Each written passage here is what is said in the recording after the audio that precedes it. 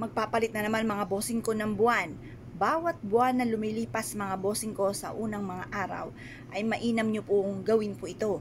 Ito ay kahit anong buwan mga bossing ha, kasi baka magbanggit po ako ng buwan ay sa susunod na buwan ay hindi nyo na ito gawin. Pwede nyo po itong gawin kada sasapit ang unang araw or kaya po ay bago matapos ang buwan mga bossing, para matuldo ka na, smooth na kung ano man yung mga kamalasan na pinagdaanan nyo ng buwan na iyan or yung paparating na may para mas maging masagana ang pamumuhay, ay mainam na gawin nyo po ito mga bossing. Ito po mga bossing ko ang ating bawang. Ang bawang isa sa mga paborito ko na pampaswerte. Ito po isubok na napakaswerte basta't sasabayan nyo pa na sipag at tiyaga. Kasi mga bossing, kung gagawa tayo ng ganito at tayo po yung magpapaupo-upo lamang, ay wala po swerte ang darating. Kailangan po mga bossing ko, tayo po ay kakayod. Kailangan sipag at tiyaga, double time sa pagkayod mga bossing. Ngayon po mga bossing, gagawin nyo po ay ganire. Kumuha po kayo ng bawang, kahit gaano kadami, ay kung marami, ay di dami-damihan nyo na mga bossing. Ngayon po mga bossing, kailangan po mga bossing ko ay makapaghimay ka.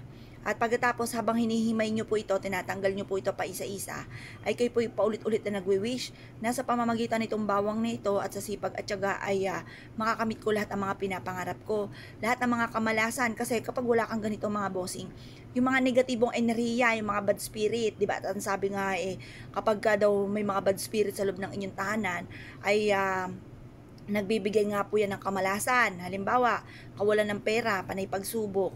Kaya mas mainam meron kayong bawang mga bossing. Ngayon po mga bossing, kaya ang gagawin po ninyo, magwi-wish po kayo na mula sa inyong pong puso. Sabihin nyo po lahat ang nais po ninyo. Sabihin nyo po sa pamamagitan nito ay magtutuloy-tuloy na ang pasok ng swerte at kailanman hindi na kayo mamumblema sa pera. Or kaya po mga bossing ko, sabihin nyo sa pamamagitan nito ay matatapoy na ang mga bad spirit. At instead na bad spirit ay puro mga swerte ang darating, mga good spirit. Ang mga bad spirit nagbibigay ng karamdaman, mga problema, mga bossing. Yung bang away-away ng pamilya, walang katapusan, kakapranggot lang po ang pinagsimulan ng istorya ay lumaki na ng lumaki. Ayan, ang mga bad spirit na tinatawag. Kaya kailangan na itaboy natin ang mga bad spirit, mga bossing. Ngayon pa mga bossing, di ba minsan, mapapasin ninyo na parang lagi na lang may pagtatalo or yung mga simpleng pagsandok lang ng kanin ay nag-away na hanggang sa lumaki ng lumaki. Meron akong kakilala mga gayaan ng istorya. Ngayon pa may mga bad spirit po dyan na parang ang gusto ay mag-away-away, kaya kailangan alisin nyo po yan mga bossing. Or kaya po mga bossing ko, Diyos ko po pagod na pagod ka na mga bossing, madaling araw pa lang ay gising na, tapos konti lang ang tulog. Pagkatapos sa isang kembot lamang ay ubos ka agad ang pera na para bang may buhayan na kinakain ang pera mga bossing.